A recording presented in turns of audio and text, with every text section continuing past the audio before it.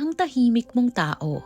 Pero hindi nila alam, sa likod nito ay ang mga madilim mong kwento. Ang sarili mong nakikipaglaban sa pagitan ng pag-usad at pagsuko.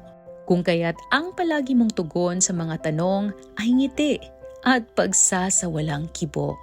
Madalas, hindi nila maunawaan kung bakit ka ganito. Pabago-bago at komplikado. At minsan ay walang pakialam sa mundo. Napagkakamalan ka tuloy na suplada o suplado.